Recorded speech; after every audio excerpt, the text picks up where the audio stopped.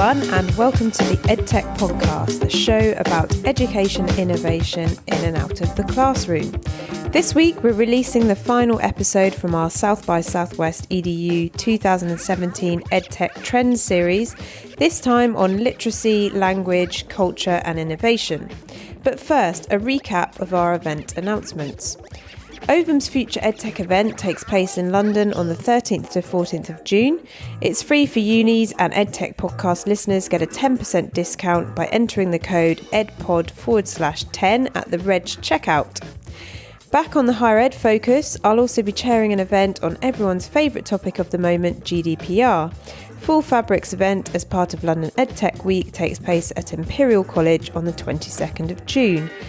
And finally, don't forget the EdTech Podcast's very own event on Is EdTech a Thing?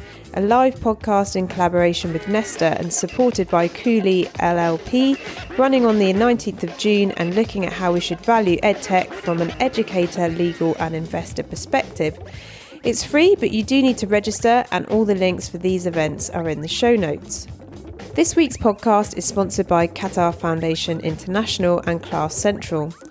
Qatar Foundation International, QFI, is a US-based member of Qatar Foundation, QF. QFI operates as both a grant-making organisation and a convener of thought leaders on issues related to global and international education, open education and education technologies as they intersect with the three core QFI programmatic areas: Arabic language and Arab culture, STEAM, STEM plus the arts, and youth engagement. QFI inspires meaningful connections to the Arab world by creating a global community of diverse learners and educators and connecting them through effective and collaborative learning environments inside and outside the classroom. Through their activities, QFI is committed to providing K-12 students in Qatar, the Americas and the United Kingdom with the intellectual, communicative and cultural competencies that will enable them to be engaged global citizens. If you'd like to find out more about subjects such as how to teach children about the refugee crisis, to teaching about Arab cultures or teaching the Arabic language, go and check out their website at www.qfi.org or listen to Maggie in this week's episode. So, what have we got this week? Well, I'm in conversation with Dr. Shlomi Katan, Senior Director for the Xprize, Matt Keller, Prize Lead for the Global Learning Xprize, Maggie Mitchell-Salem, Executive Director at the Qatar Foundation International, Mark Nagurski, co-founder for the animation content studio Makematic, and Tricia Edwards, Head of Education at the Smithsonian's Levinson Center for the Study of Invention and Innovation. We're tackling questions such as, what are the global educational problems of our time and how can the psychology of competition help to solve them? What do inventors look like and how can we think of both ourselves and our young people as inventors? What's currently wrong with educator CPD and can a new approach improve upon existing professional development? And what teaching resources are available to help educate on Arabic culture's language and connectedness between young people globally?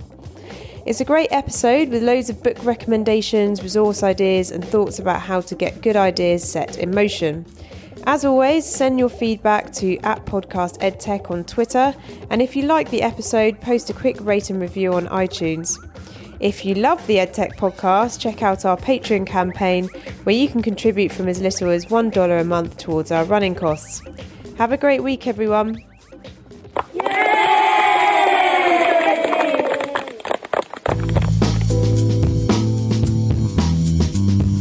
I'm back in my favourite spots, looking out across Austin downtown at South by Southwest EDU, and I'm delighted to be here with Dr. Shlomi Katan, who's a Senior Director at Xprize. So welcome, Shlomi.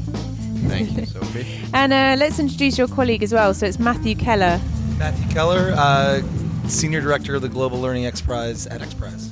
Wonderful. And so for those people who are listening in and who aren't perhaps familiar with Xprize, can you give us like a quick overview of what it is? Yeah, so Xprize is a nonprofit foundation that's been around for a little over 20 years. And we design and manage large-scale competitions. So competitions with prize purses in the millions of dollars. The largest one we've had is $30 million, to really spur innovation across different sectors. We got our start in space exploration, but we've since launched competitions in ocean health, human health, and of course education. As Matt mentioned, he leads the Global Learning Xprize, which was our first learning competition. I lead the Adult Literacy Xprize, which is the second one we launched in that sector. It's quite interesting because I think when we think about education and perhaps the purpose of education, so would be hopefully to create individuals that can work together, that can solve some of these global issues. So why, if that's not working, why do you think that might be? So our general hypothesis at Xprize is not that the solutions are not available. It's that there are reasons that specific problems don't get addressed. We tend to call them market failures, but the basic idea is that either people are not aware that there's a problem, or they think that the problem is impossible to solve. They can't imagine that it hasn't been solved. Matt can talk about the history of the Global Learning Xprize, but the Global Learning Xprize addresses the needs of more than 250 million children who have zero or very limited access to schooling. Adult Lit addresses the needs of nearly 780 million adults around the world who lack basic literacy. And when you throw those numbers out, they're very big, but when you put it as a rate statistic, so for adult basic education, you're talking about 1 out of every 6 adults around the world lacking basic skills. When you put it in those terms, people are usually shocked, and it's not uncommon that they just cannot believe that that's the case. And so when you face problems like that, sometimes there are opportunities to develop technologies that can solve those problems. The beauty of the Xprize model is that rather than saying let's fund solutions that already exist, it's using the psychology of competition and obviously the prize purse itself to get innovators from around the world to really try to solve that problem. In a sense, we're relying on the genius of the crowd to come up with really new and innovative solutions that otherwise wouldn't exist. And so, Matt, on your side of things with the Learning Prize, how long's the Learning Prize been going as part of Xprize as well? So we launched the Global Learning Xprize in September of 2014, so almost 2.5 years, and we had a huge response from teams around the world. And right now we're in the phase of going through the submissions and coming down to the top 5. Each of those top 5 will receive $1 million and then be required to open source both their code and their content.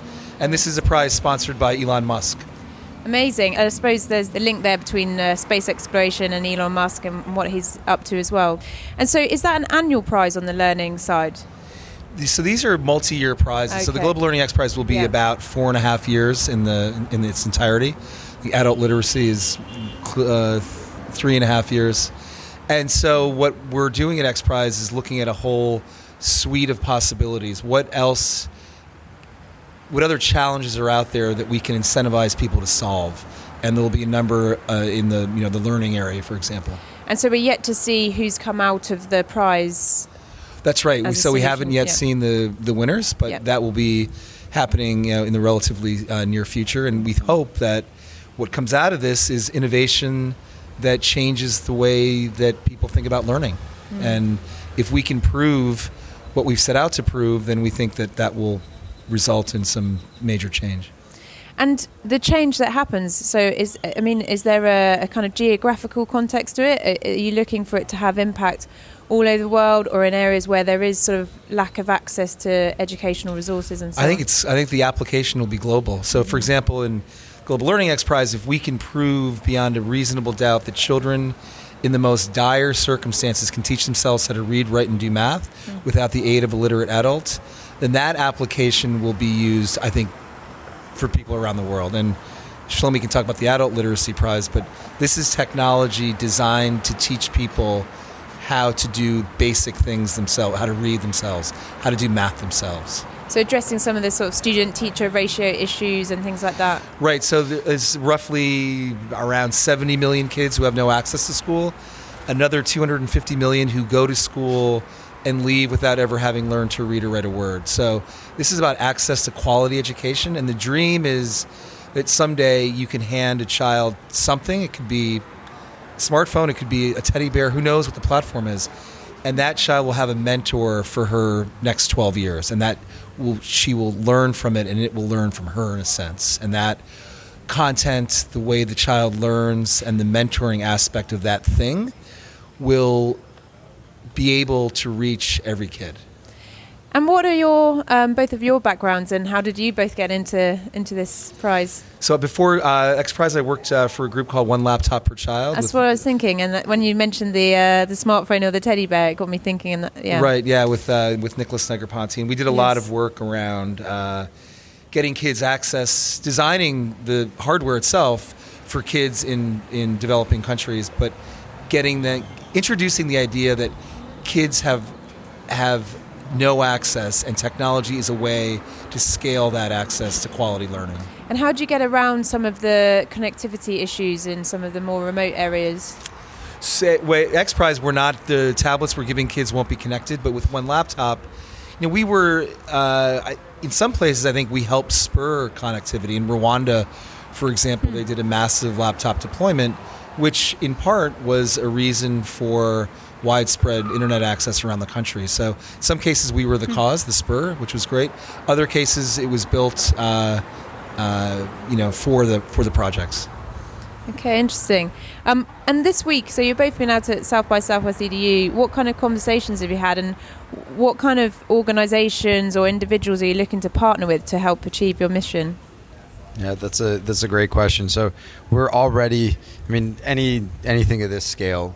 So Matt mentioned it's the total prize purse for global learning is $15 million. The total prize purse for adult lit is $7 million. To give away that kind of money to one company, for the most part, right? It gets split a number of different ways, but the bulk of it will go to one winner. We have to prove that these things work. And in part, we have to prove that they work because we want wide-scale adoption. Going back to a question you asked earlier about, are these recurring prizes? Part of the reason that they're not is, as Matt said, if we can actually prove that with nothing more than software, both kids and adults can learn to read, that's proving something that hasn't been done before. No one has actually built learning software that on its own can get people who otherwise have not been able to acquire basic skills to gain those basic skills. If we can prove that works, then we can get adoption only if we've proven it in a way that meets certain standards. And so Global Learning is rolling out a field test in, 150 villages in Tanzania. Adult literacy is doing a field test with as many as 12,000 people in 3 metropolitan regions of the U.S. Anything of that scale requires a lot of partnerships already. So Global Learning is working with WFP, UNESCO, and the government of Tanzania. For adult lit, we're partnering with Comcast Internet Essentials, the city of Philadelphia, the Los Angeles Unified School District, the Community College District of the city of Dallas, and actually dozens of smaller organizations in each of those cities to really roll this out. Now, here at South by Southwest, we wanted to accomplish 2 primary goals. One, really, Xprize competitions are all about innovations that come from the teams. And we had teams that were already here. One of the teams for adult literacy called CellEd was one of the 10 teams that got to compete in the launch pitch competition. We set up an industry hub for 2 teams from Global Learning and 2 teams from Adult Lit to present what they're doing. We really want to see those teams succeed and those teams meet the type of folks that they'll need to work with going forward. And then for us specifically, Matt mentioned that we have these 2 prizes, and we will be launching other education and learning prizes.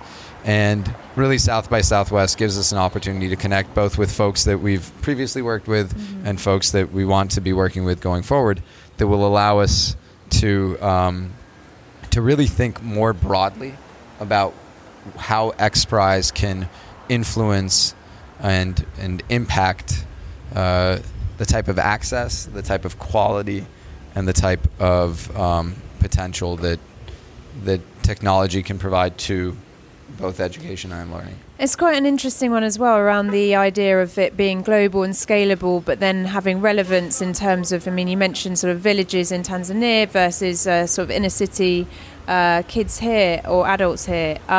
How do you kind of localize your solution once that's been chosen so that it will have measurable outcomes in so many different circumstances? And perhaps this may have been something that you experienced with the one laptop per child project, but yeah. Yeah, so I'll pass it to Matt in a minute to talk about one of the really unique things that Global Learning is doing in terms of open sourcing the winning solutions. But for adult lit, one thing that we've always encouraged teams to do is to make sure that they are already working with local organizations, so that they're building solutions specifically for adult learners. Adult learners, so most software developers are not themselves adult learners. They're usually hyper-educated. And in a lot of technology startups, and this is also true for education technology, entrepreneurs tend to build products that address a need that they're intimately familiar with, because they've been through the system themselves, they've been learners themselves. But most of them are not adult learners. And so getting to understand what adult learners go through when they use a smartphone, it's not even localizing it geographically. It's really using a design thinking approach to address the needs of a particular set of folks. But really, Xprizes are about what the teams create, and ultimately, part of the reason that we provide these large grants at the end to the winners is for them to really go out and propagate what they've done, and to really expand it and do that. But I'll pass it over to Matt to talk about. And is there, in terms of accountability, once they've won the prize money, because I guess there's that risk, isn't there, of having so much money and it being spent, and it has to have that impact, because certainly in the UK in the edtech sector, that people always kind of throw back to, say, maybe 20 years ago when the government were sort of injected a lot of money into the sector, but it wasn't spent very effectively, because I don't think there was that sophisticated conversation yet about what's the pedagogy. It was like, oh, look at this shiny thing, and I think that has moved on, but it's a massive position of responsibility, isn't it, in terms of the value and. Absolutely. So that's one of the really interesting things about the Xprize model, is that it's not a grant for work to be done. It is an award for work that has already been done. The winners, going through a 12,000 person field test to prove that one of the solutions works is a massive research undertaking. And so the team will have already had to build a solution that works to win the prize purse. One thing that we've built into the Adult Literacy Xprize is a second stage to the competition that we're calling the Communities Competition. And I'll let that pass. Rude. So it's all part of the Austin flavour. So the Communities Competition is actually a second type of competition where communities from around the U.S. will compete to distribute the top tools from the first stage of the competition, which is the R&D stage, to distribute the winning tools from that to as many people as possible around the U.S. And the winning organization will be the winning community will be the community that distributes those tools to the largest number of people. That's one of the ways that we're actually ensuring that we see implementation at a massive scale. But again, by the time anybody wins any of the money, they have to have actually accomplished the goals that we've set out. So. And Matt, I don't know, because we're quite far along in the process of the prize, do you guys already know who is going to be successful? Not really. I have a sense of who the better teams are, I think, based on some of the past work they've done. So I'm hoping that whoever it is, again, as I said earlier, develops something that is so different from what we have that it'll be effective. And it may not work. We may prove that actually, this is not a good use of money, and let's spend it somewhere else in something that does work. So I think, either way, we don't want to engage in the kind of flim-flam that a lot of ed tech has at its core. That's a very polite way of putting it. What's that? That's a polite way of putting it. Yeah, right. So. And just in that, so what's the process in terms of judging? So do you have a panel of judges from across academia? And I mean, just to understand. Right. We have the Global Learning Xprize has 11 judges, and they're from the fields of neuroscience, gaming. They're in academia. They're Teacher of the Year in Tanzania, the Teacher of the Year in Canada. So it's a really eclectic mix from 5 different countries that'll be looking at the applications, going through them, and based on their perspective and experience and judgment, they'll make essentially what are qualitative assessments of these applications, and they'll get down to the top 5. And then again, those top 5 will be required to open source their code and content. It's hugely exciting.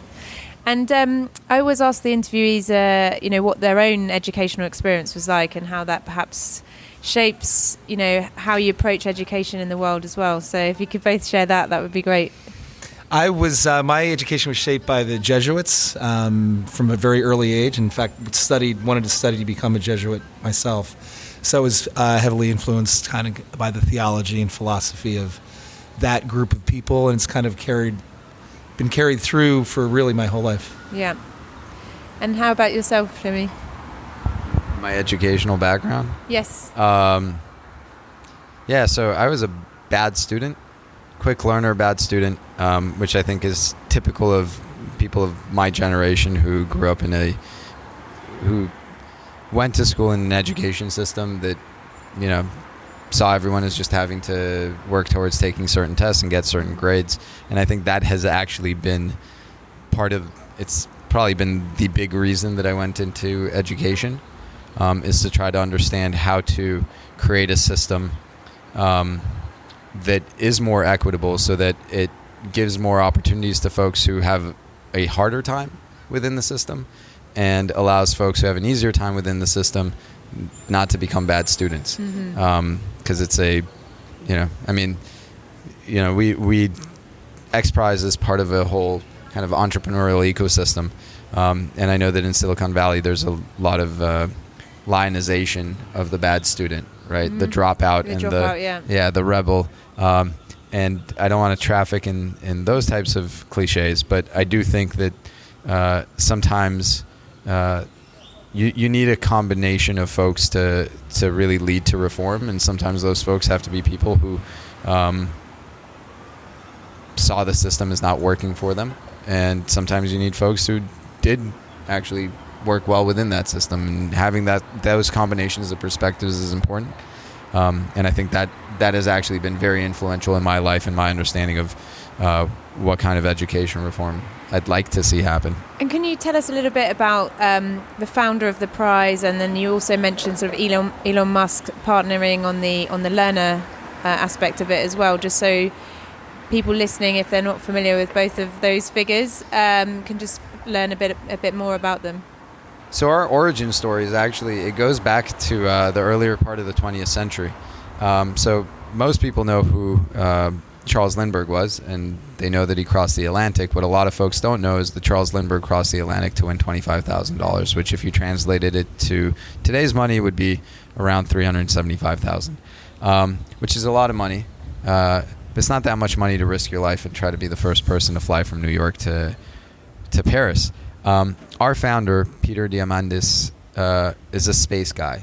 He's a guy who always was fascinated with space exploration, started International Space University, started a national student organization that is still operates today. He had started a couple of satellite launch companies, and was trying to really think about how do we get to a point where private space exploration is a feasible and real thing, and read a book about Charles Lindbergh and said, I'm going to do that same thing for space exploration.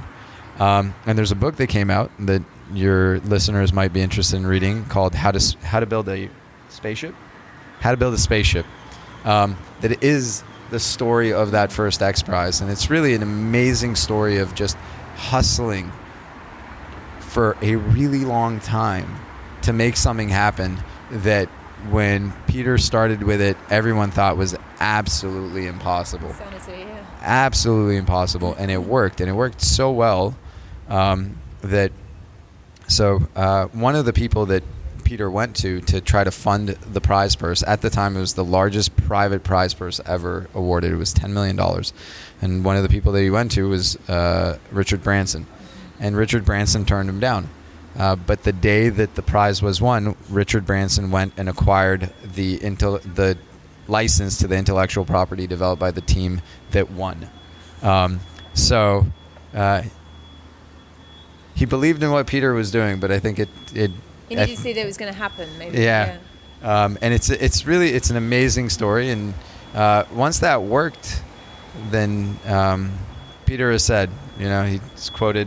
I know it's a common quote, but Peter has said, "Success has 1,000 parents, failure only one."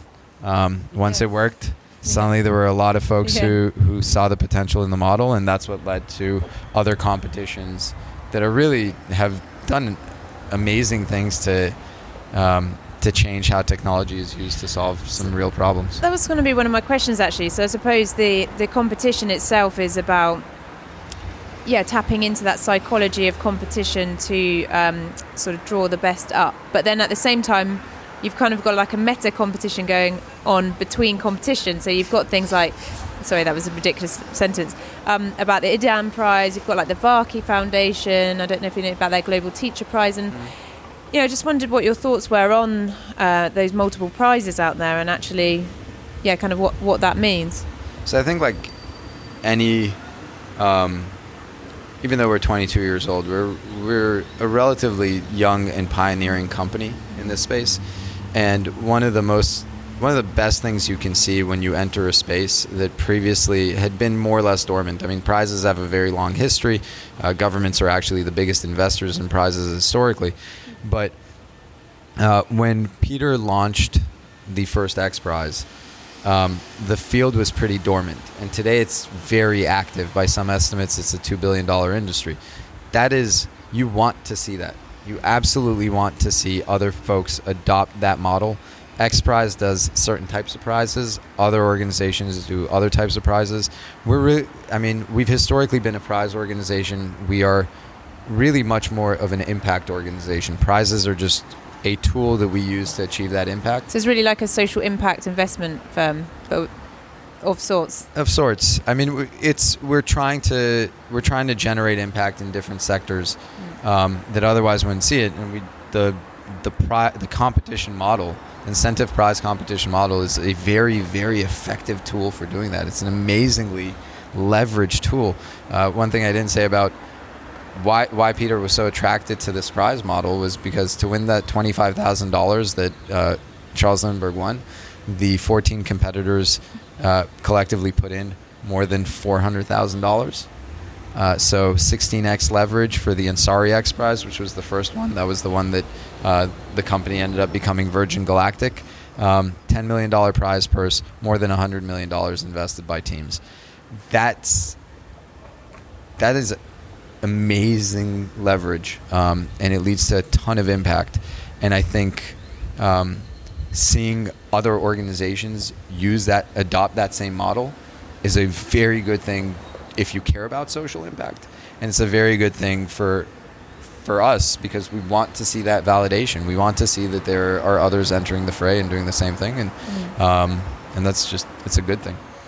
And then another question I ask everyone is if there are any books or resources or people that have had an impact, and it doesn't have to be, in what you're doing now, that you kind of go back to that sort of shaped your thinking as people involved in this space as well, that others may listen in and think, great, I want to go and read that book as well. Well, for the Global Learning Xprize, there's a book called The Diamond Age, which is about this young girl getting access to this book that is her mentor and equalizes opportunity and access for everybody. So that is a great book, and I think that is the future of access to quality education. And then another book in general that kind of shaped the way I think about the democratization of organizing, of tackling problems is Common Cause by John Gardner, written I think in 1970, and he started a group called Common Cause, and it was really about organizing people in a way that empowered them to solve problems that we all face in our government. But that is applicable in many different areas, including prizes. And one thing Shlomi touched on was that this kind of explosion of organizations that do prizes means there's an explosion of people around the world who are being asked to solve problems that nobody ever would have asked them to solve before. And so they compete using their own genius, right? They may not be part of, a recognized institution. They may not be in academia. They may not be part of it. They may just be sitting at home with a great idea. And they get asked, and they can join for almost nothing and contribute what they have to solving the world's problems. So that, I think, is a real power of what we do at Xprize and other foundations that do prizes. But In Common Cause and the Diamond Age are the two that I can recommend. Yeah, so a book for me. So this is a completely different type of book. Both of those are great books, and I think very influential. This is a completely different type of book, and it's one that's actually been very important in formulating my worldview in general. But it's one that, on its surface, doesn't seem to have much to do with education, but I think it provides a heuristic for understanding power dynamics, which I think education just as a system and learning as a process, and in general the way we treat one another are all structured by the same types of dynamics. It's Albert Memmi, MEMMI, Portrait of the Colonizer and the Portrait of the Colonized.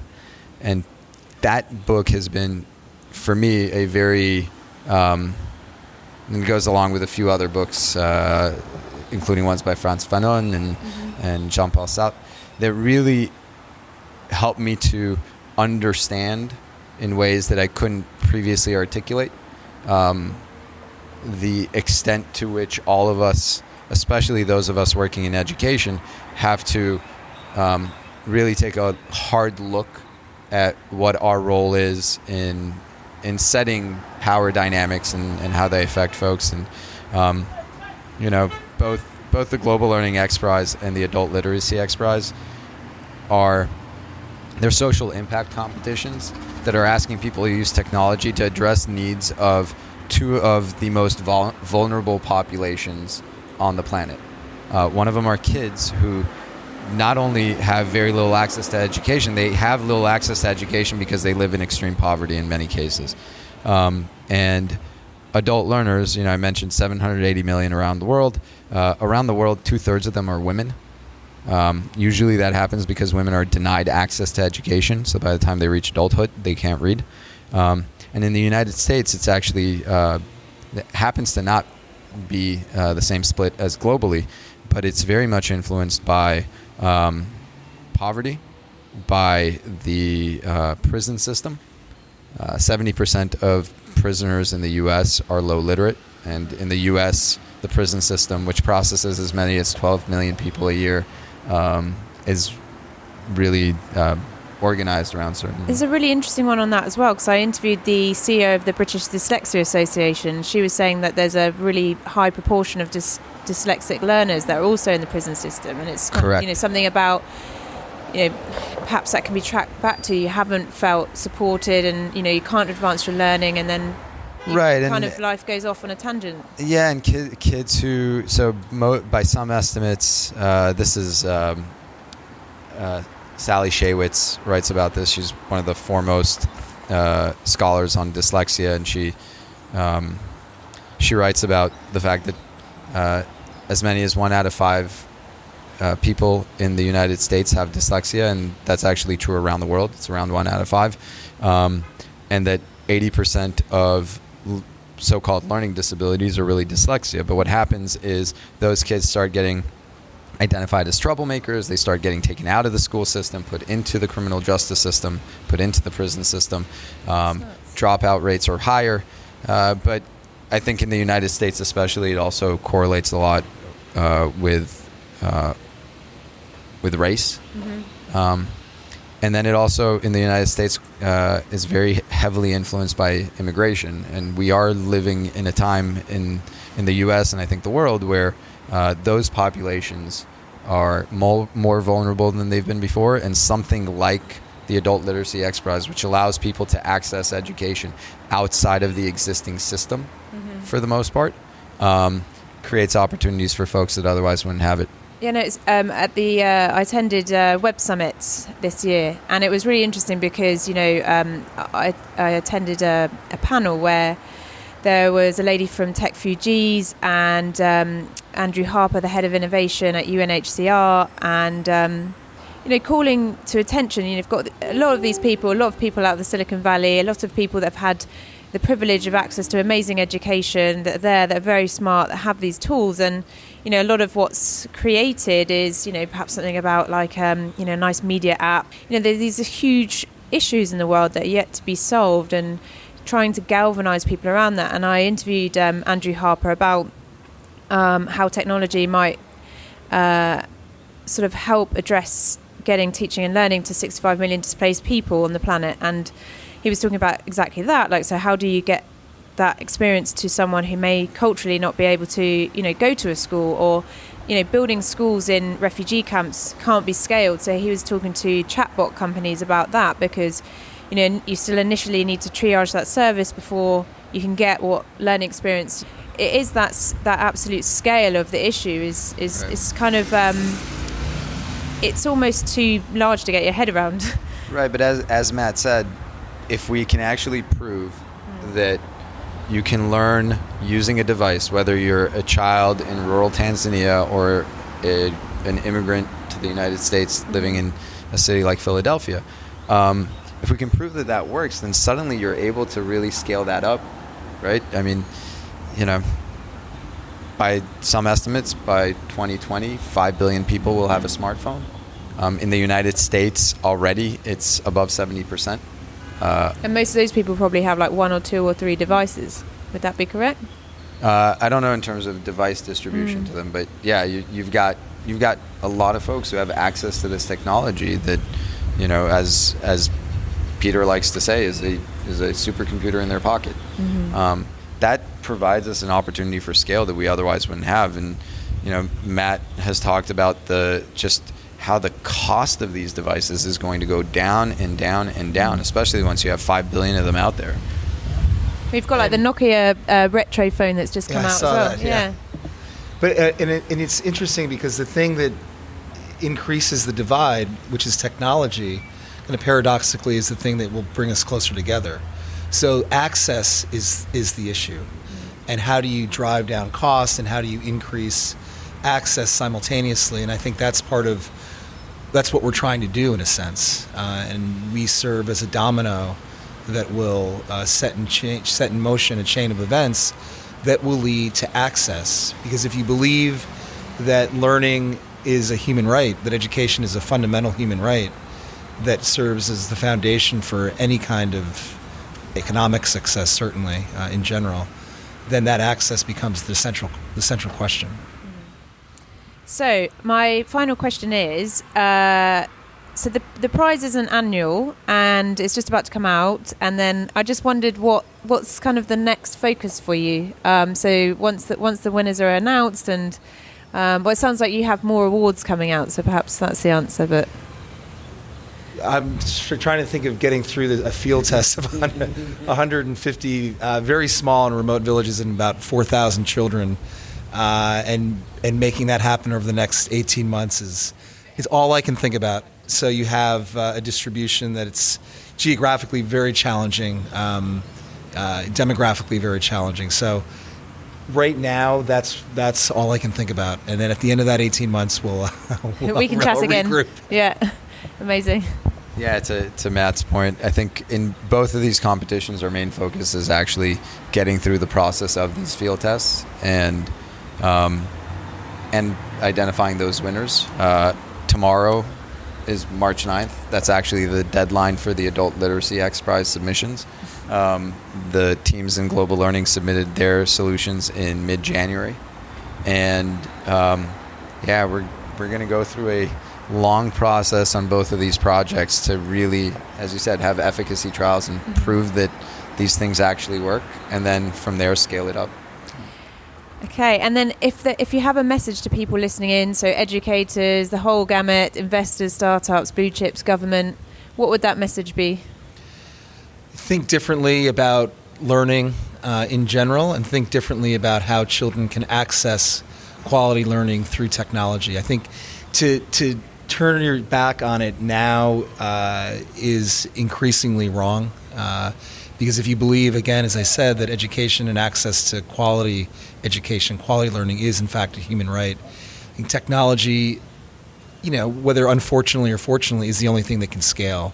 And we need to focus like a laser on developing that which works. Mm-hmm. And that's what we're trying to do. Okay, wonderful. And anything from you as well to end with? Yeah, so lots of messages, but I think one thing that has always surprised me, and this is true of any field, but in education it can sometimes be disconcerting. There's a lot of resistance to change. Mm-hmm. And we have to remember that the way that we educate children and adults today is really it's the result of a very long process of experimentation. And even though there seems to be increasing willingness to try new things, sometimes I think there's a lot of resistance at different levels, right? So even though teachers might be willing to adopt something, you're not going to get the type of government support to allow for that widespread adoption.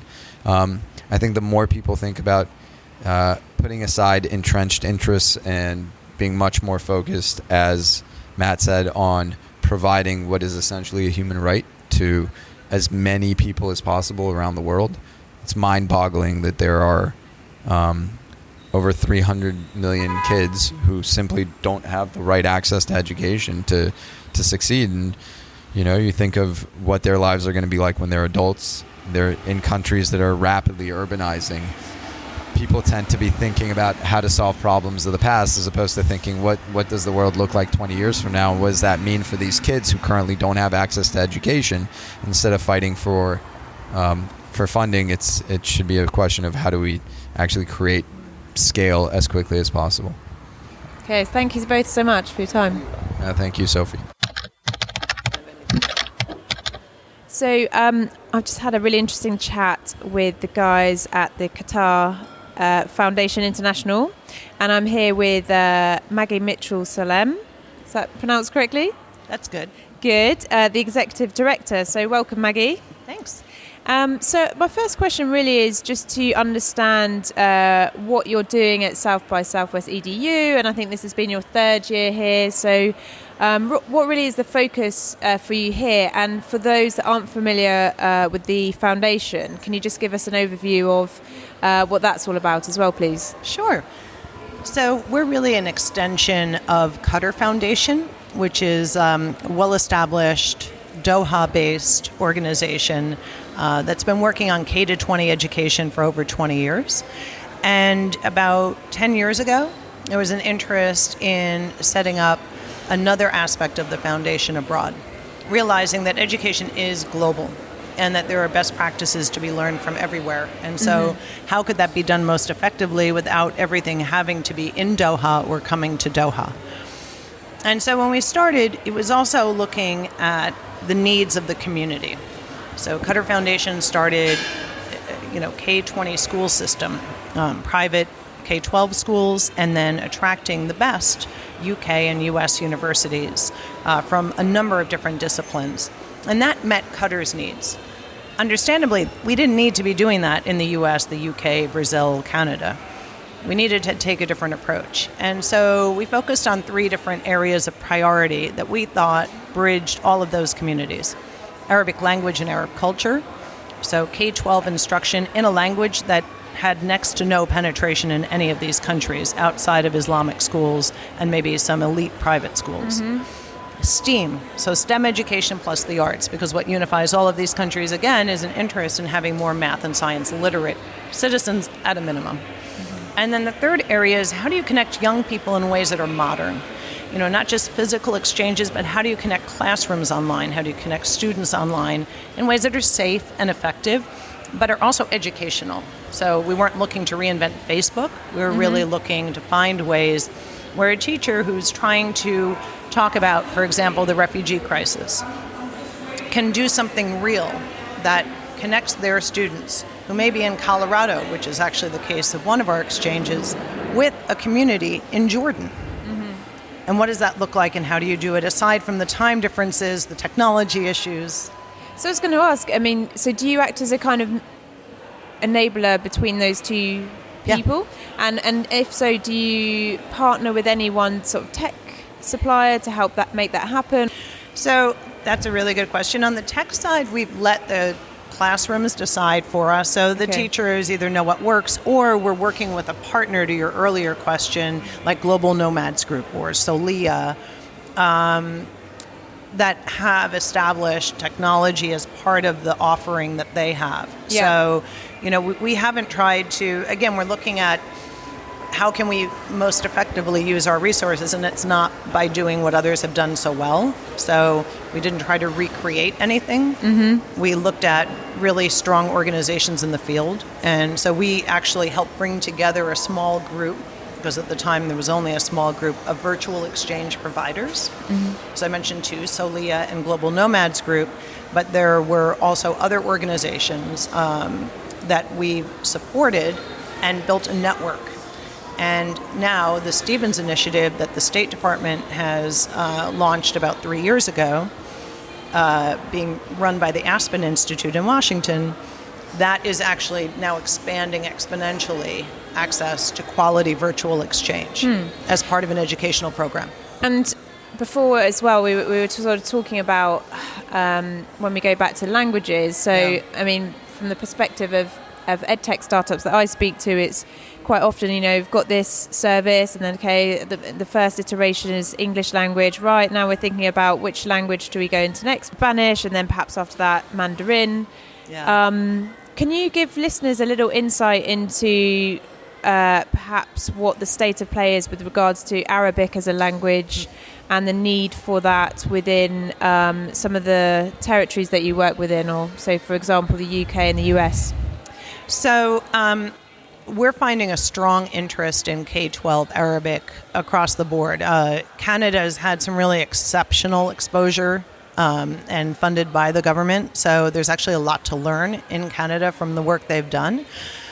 Chicago Public Schools, one of the biggest supporters of Arabic language is the public school system there, and it's an excellent program. So when we partnered with CPS, we didn't look at expanding Arabic. They didn't really need that. We looked at how we could support Arabic teachers with additional professional development, connect them to school systems that were starting their Arabic programs. So we always look at the convening function as part of what we do. On technology, to the question of gaming, we actually worked on the initial year of a school in LA, and I'm forgetting the name of the organization that we worked with. It was a gaming company that was looking to see how to engage gaming in the classroom. And we wanted it to be in Arabic because we really think that's an opportunity for growth. The lack, as we were talking about earlier, of quality digital Arabic K-12, K-20 resources is a real need. And what if what we do is not just translate more stuff into Arabic? That often doesn't address the real problem. What if you leapfrog?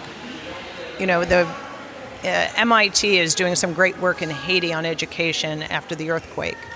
And one of their, the head of K-12 digital strategy at MIT, Vijay Kumar, said to me years ago, Maggie, I'm not going to rebuild the Haitian education system.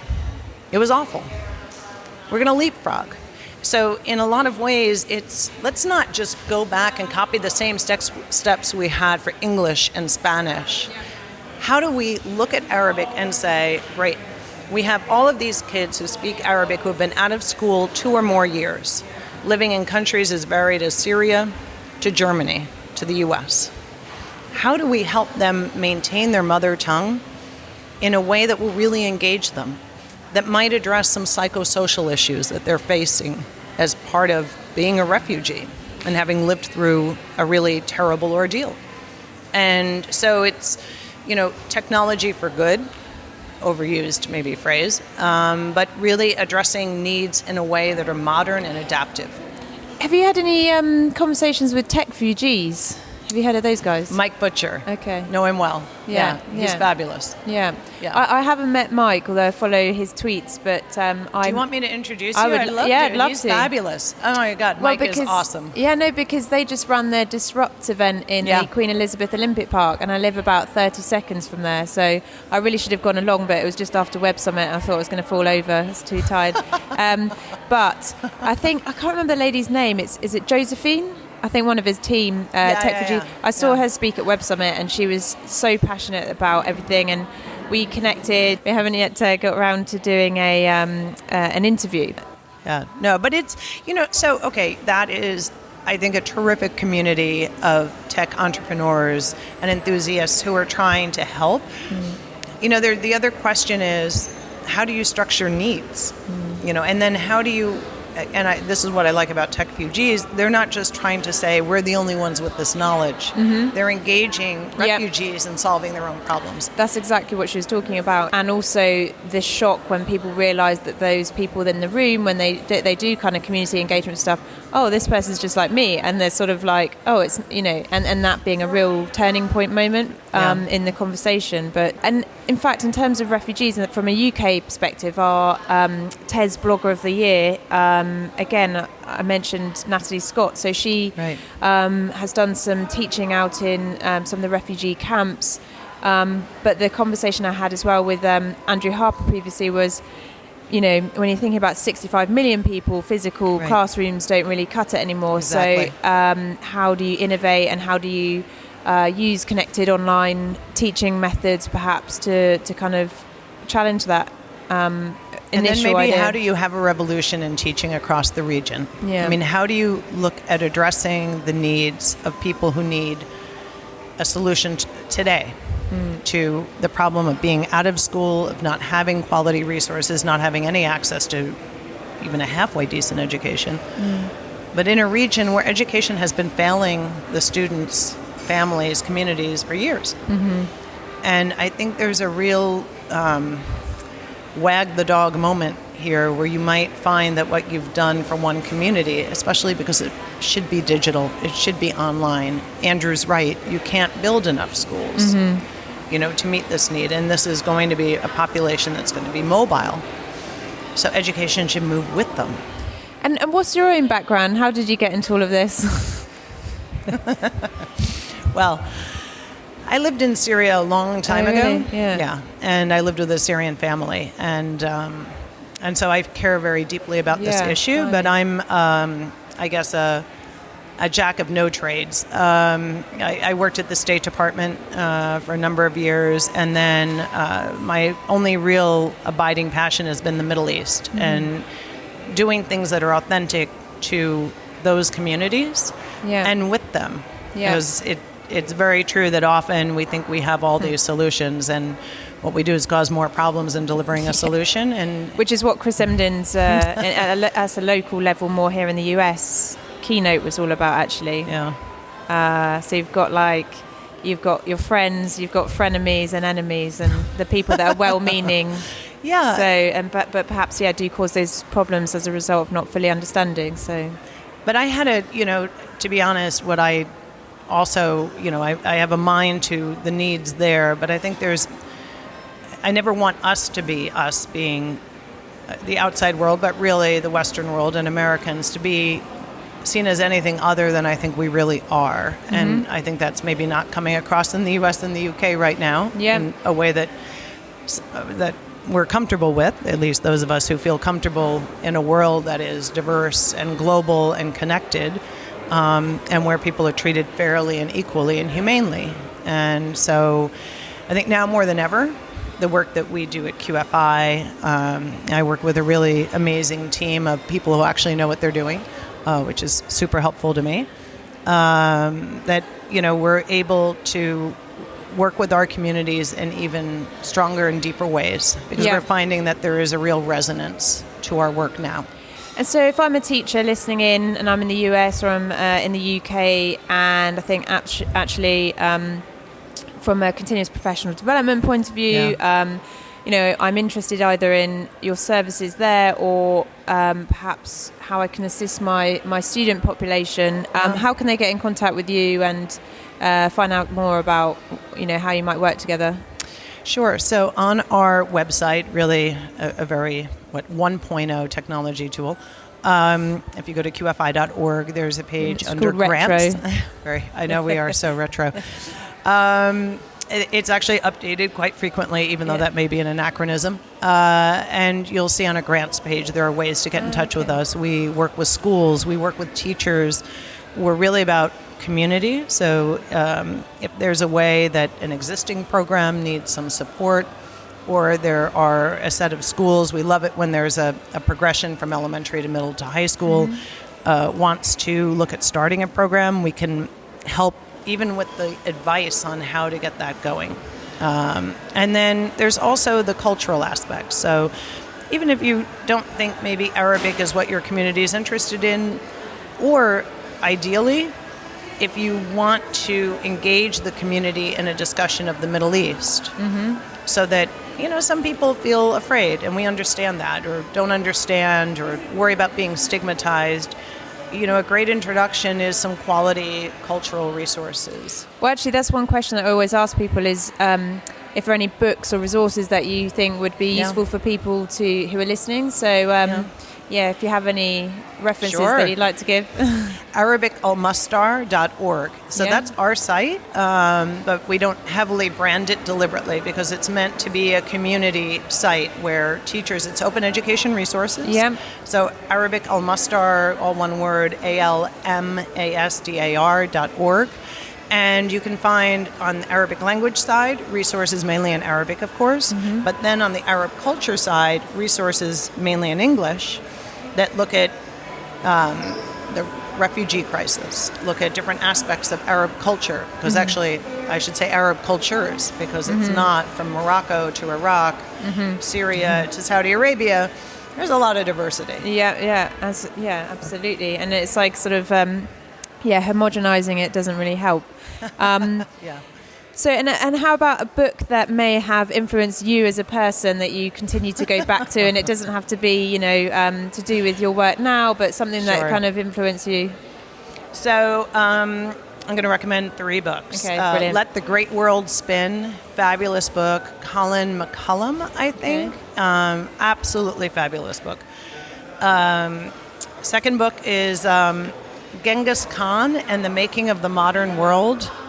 One of my favorites, and I have had so many people who I've given this book to. It's funny, I'm an evangelical leader of the modern sales. Genghis Khan movement. Okay, that's probably not what my communication instructor wants me to say. But he makes me look so kind as a leader. Okay, there you go. By reflection. So it's a fabulous book. Jack Weatherford, and highly readable, and you won't put it down.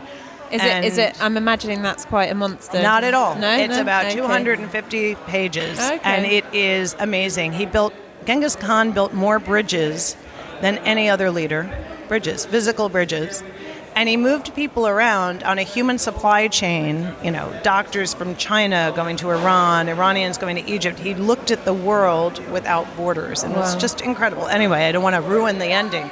So, and then the third book, it's more on the Middle East, and it's the Arab peoples, and it's by Albert Hourani, and it's really an excellent book about the Arab world. Yeah. Okay. Awesome. Well, so thank you very much. And I think you're on Twitter as well. Yeah. So how can people find you on Twitter? At Mags Mitchell. Mags Mitchell. Mags with an S, not with a streetwise and Z. L, 2 L's, and then QFI. Yeah. You can always find me on QFI at QFINTL. QF Wonderful. International. Thank you so much, Maggie. Thank you. It's Wednesday the 8th, and I'm here with Mark Nagurski from Makematic. So welcome, Mark. Thank you. So Mark, can you tell us a little bit about what Makematic is and what you do and your kind of mission here this Sure. week? So we're a content production company. We focus explicitly on education stuff. So we make a lot of the bite-sized revision guides for the BBC, so a lot of short-form, live action and animated content, but really kind of trying to engage young people just in a slightly different way with a quality of content that they enjoy engaging with. And this week we've just started work on a new series of professional development masterclasses, so kind of more aimed at the teachers. So this week's really been about developing some interesting partnerships around that and trying to figure out why teachers dislike professional development so much and see if we can do something about that. Yeah, I mean, there's do you know the Teacher Development Trust in the UK? Yeah. Yeah, so I guess that's their kind of mission, isn't it? It's like, perhaps teachers previously have been rather poorly served in terms of what they need rather than what others think they need. Yeah, I think they've been incredibly poorly served. I mean, I don't come from an education background. That's the first thing I'm telling everybody here. Yeah, it's always a good disclaimer. Yeah, but when we look around and we look at professional development resource in the technology space or in law or in architecture or whatever, the quality of the content there and the provision there is substantially higher and different than what's available in education, which just seems odd. And I don't understand entirely why that is, but that's that's the challenge we're setting ourselves to see if we can come up with something better. Absolutely. And so what is your background and how did you come into do what you're doing now? Sure. So again, nothing to do with education. I came through kind of more of a technology slant. I used to run digital media festivals and events across Ireland and the UK, and gradually over time they kind of started to slant more towards a younger audience, so inviting more students and their parents and teachers along. And part of the thinking behind that was, great, let's engage kids with some of these technologies earlier, which I'm a huge believer in. But we just kind of had this sense that every time we were doing that, it wasn't translating back to the classroom because the teachers didn't have the resources or they hadn't been prepared or whatever it may be. And then just the mechanics of getting things into a classroom as well. So that kind of prompted a shift probably about a year, 18 months ago, and saying, well, if this is something I honestly believe in, let's see if we can do something about it. So who have you been meeting here? Is it about partnerships and extending what you're doing into the US, or? Yeah, I suppose partnerships is the primary aim of this trip. The way we're approaching the professional development resources, we can see there are lots of amazing universities and museums and technology companies who sometimes have existing PD programs, which is great, but they don't scale very well. They tend to be workshop based or event based or whatever. So we're speaking to them and saying, how can we take what you already do and do very well, and kind of bring that sort of BBC sensibility to it in terms of turning it into amazing content. So again, we've been speaking to national museums, some of the kind of Ivy League universities, and a lot of the big technology providers. And I know Simon Nelson is here this week from Future Learn. I don't know if absolutely. We've had a conversation with Future Learn already. I think, again, when we look at some of the content that's available, some of it is amazing, some of it not so much. But the actual provision for professional development, specifically around technology, there's just simply not a lot of it. So we're thinking, well, there's a lot of technologies that teachers might want to use in the classroom. How do we help facilitate that? So our view on it is that's going to take a long time and a very specific focus. So we think there's something certainly complementary there. So we've had those conversations with Future Learn and all the others as well. And the other I was thinking of is I also interviewed the editorial director from TED-Ed. Yeah. Yeah. Well, I mean, to be honest, one set of meetings that we're having this week are with the big, the big exhibitions and events and conferences. Yep. Because fundamentally, they're about, in a large way, about professional development. So you have, I don't know how many teachers, 10,000 teachers here this week, all of them committing time, energy, and resource to improving their skill, their craft, their profession. But again, it's the same thing. For every 10,000 there are here, there's another million who can't make it here. And so how do you scale up some of the experience that you would find at one of the events, or a publisher's experience, or a university's kind of outreach programs? How do you scale that to effectively reach far more teachers? And obvious answer is commit that to film. That's great. But doing it in such a way that teachers actually enjoy engaging with it, I think, is a different dynamic. And I suppose, the way we've been talking about it this week and what's come very clear for us is this really needs to be almost like a Netflix for teachers. It's something they can they want to dive into and they want to spend some time with, and it doesn't feel like a chore. And if people want to get in contact with you to explore potential collaboration, how can they do that? We're all over the place. So Twitter, Facebook, Instagram, all Makematic, or just myself, Mark, M-A-R-K, at makematic.com, and we'll be more than happy to chat to anybody. Wonderful. Thank you, Mark. No problem. So I'm back outside looking over the beautiful view in Austin downtown, and I'm here now with Trisha Edwards. who works as head of education at the Smithsonian Learning Center for the Study of Invention and Innovation, which is an amazing title. Welcome, Tricia. Thank you. So Tricia, for those listening from around the world, could you explain what it is that you do on a day-to-day basis, and also the Lemelson Center in particular as well? Sure. So the Lemelson Center is part of the National Museum of American History, and obviously you can tell by our name, we specifically study invention and innovation. And our mission is really to engage, educate, and empower people to participate in social, technological, and economic change. So oftentimes invention and innovation feels like something that happens to us, and we don't have control over it. So what we really want to do is help people understand it and understand how they can participate in it. So participating in it might be the way they cast a vote, it might be giving user feedback on a product, or it might be actually inventing something. So do you create sort of frameworks for other people out there doing innovation can use to kind of make that process less intimidating, or how does that manifest itself as well? So actually a big part of my work as head of education is running something that we call Spark Lab, and it is a hands-on invention lab for kids and families, and it's really trying to kind of demystify what invention is and allow kids accessible, fun, but meaningful and authentic ways to engage in the invention process. And so we've, based on our work with inventors over the last 20 plus years, and also researching historic inventors, really understanding their process. And so we've broken the process down into 7 steps. And so we work with kids to kind of lead them through that process. It's not a linear process, so we don't necessarily go step by step, but how do you go from having an idea, which is what we call the think it step, to creating a prototype, testing it, trying it, and then all the way to the sell it stage, which is how do you talk to somebody about your invention,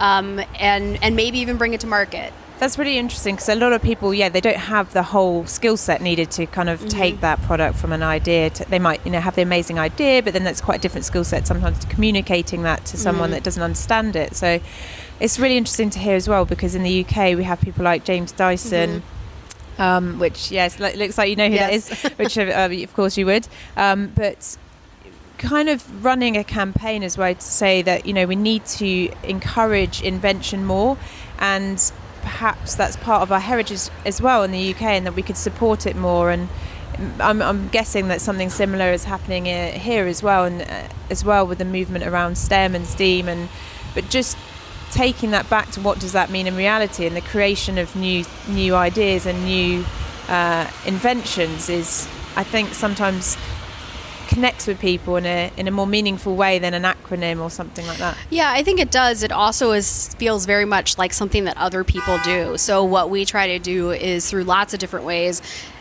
let people understand that really everyone is inventive, right? We all solve problems every single day. And so while, we may not all grow up to be, Thomas Edison or James Dyson, but we all humans are innately problem solvers. And so, we try to provide a range of role models for kids to see, like when they come into Spark Lab, or even in our public programming that we do, when we invite inventors in to talk to the public, we make sure that, they're different ages, and they're men and women, and they're different racial and ethnic backgrounds, and they work in different fields. Not all invention is high tech, which is something that can be very intimidating. So really trying to broaden people's understanding about what invention is, who invents, and really trying to get people to understand that it's something that they can do too. And the actual centre, does that also kind of house a history or, a place to go to learn about inventors that have gone before? And I'm just thinking about the museum side of it. Does it have a museum of that kind as well, or is it more the hands-on stuff?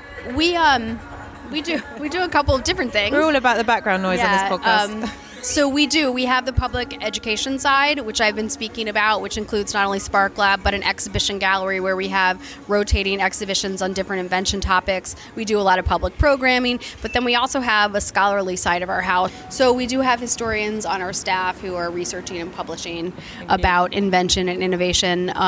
We collect the archives of inventors, so the paper documents. And so that is a big part of what we do. And then we often use that historic research to then apply it to things that we do on the public engagement side. So how do we make that research accessible, whether it's a program or a hands-on activity or an exhibition. Okay, and wonderful. And you were speaking on a panel here just before we connected. Yes. So what were you speaking about on that panel? Our panel was called Inspiring Student Innovation Through Competitions. And so we run an online invention competition that's sort of an online extension of our Spark Lab. And I was on a panel with 2 other people who run similar challenges. And we had a student inventor who has won all of the challenges. Talk about how she invents, and so it was really trying to help teachers in particular understand how to integrate these things into the classroom. And what was that person's name? Do you remember? Her name is Alexis Lewis. Okay, great. Yes, and she's won the challenge that I run, and she's won a number of others. She's spoken at the White House. She has 2 patents, and she's 17. So she's a great example of what can happen is a when good we example. empower kids. Yeah, no, it's amazing. I mean, I've heard people speak previously. So people like I'm trying to remember his name now, Jack Andraka, that's it, on pancreatic cancer and others, and it is really amazing. And I think it's giving people that platform and putting it out there, and what comes back is truly remarkable sometimes. So, what's your own background, and how did you get into this role? So I actually started out my career as a preschool teacher, and really loved education, but decided that, the classroom environment wasn't going to be something that was kind of a long-term career path for me.